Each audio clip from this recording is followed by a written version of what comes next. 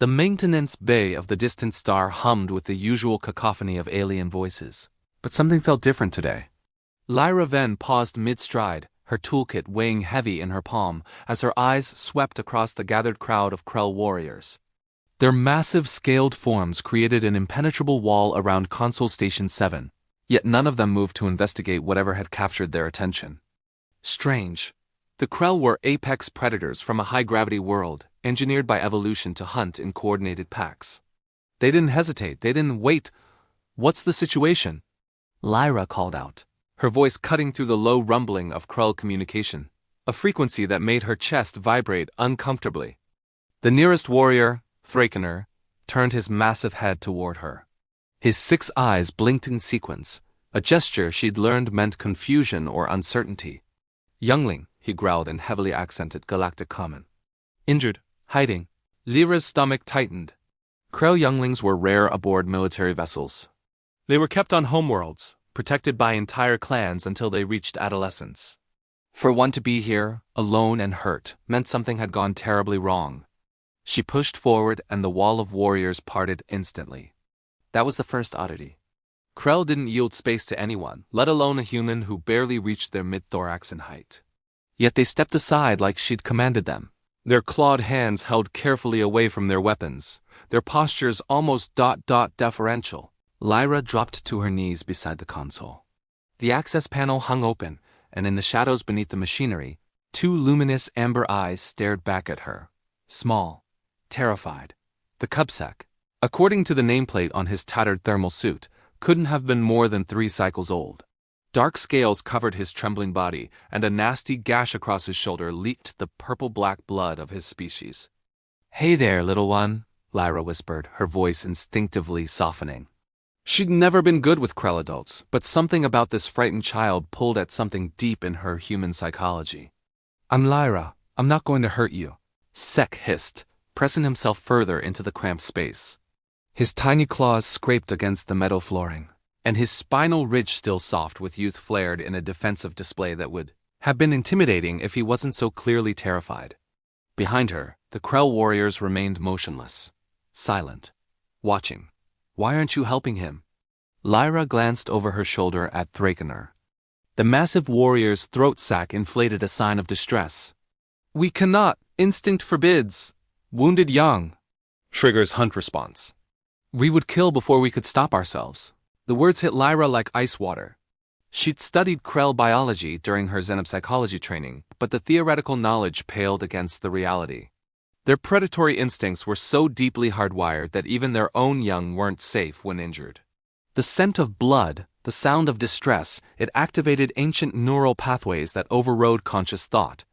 They'd surrounded Sek not to protect him from others, but to protect him from themselves. And somehow they'd known she could help. Lyra turned back to the cub, understanding now why the warriors had parted for her, why they watched with such intensity. Humans didn't have the Krell's hunt response. Human evolution had taken a different path, one that made them react to frightened children with protection rather than predation, regardless of species. "Okay, Sek," she said gently, reaching into her toolkit. "I'm going to come closer. I need to look at your shoulder." The cub's eyes widened, but he didn't strike. Lyra moved slowly, telegraphing every motion. Her hand emerged with a medical scanner, not a weapon. She kept her body language loose, non-threatening, the way she would approach a scared dog back on Earth. "That's it," she murmured as the scanner's blue light washed over Sek's injury. "You're being so brave." The wound wasn't as deep as she'd feared, but it needed immediate treatment. Lyra pulled out a universal coagulant spray designed for multi-species use and met Sek's terrified gaze. "This is going to sting for just a second, but then it'll feel better.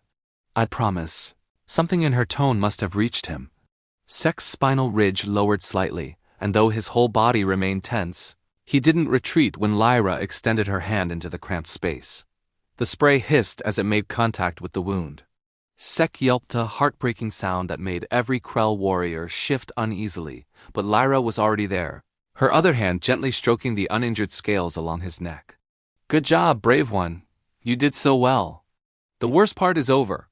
She worked efficiently, applying a regenerative patch over the sealed wound and wrapping it with sterile bandaging. The whole time she kept up a steady stream of soft words, Not because Sek understood all of them, but because tone mattered. Comfort mattered. When she finished, Lyra sat back on her heels. All done, how do you feel? Sek emerged slowly from beneath the console, his movements cautious but no longer panicked. He studied Lyra with those ancient amber eyes. And she could see the intelligence there, the awareness that she'd helped when no one else could.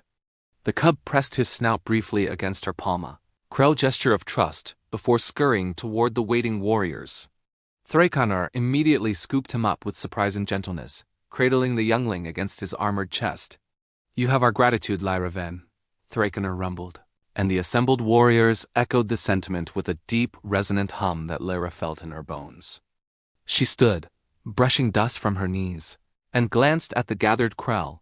These warriors could tear through reinforced bulkheads, could survive atmospheric re-entry, could track prey across light years. They were the galaxy's most feared soldiers. And yet they'd needed her. A human. Because humans possessed something that couldn't be measured in strength or enhanced through genetic modification, the ability to look at another species' frightened child and see only someone who needed help. As Lyra gathered her tools and the Krell dispersed with their rescued youngling, she smiled quietly to herself. Let the other species have their superior strength, their advanced technology, their biological advantages. Humanity had something just as powerful: compassion that didn't ask questions. Compassion that didn't see species or difference. Compassion that simply acted. In the cold mathematics of survival that governed the galaxy, maybe that was humanity's greatest weapon after all.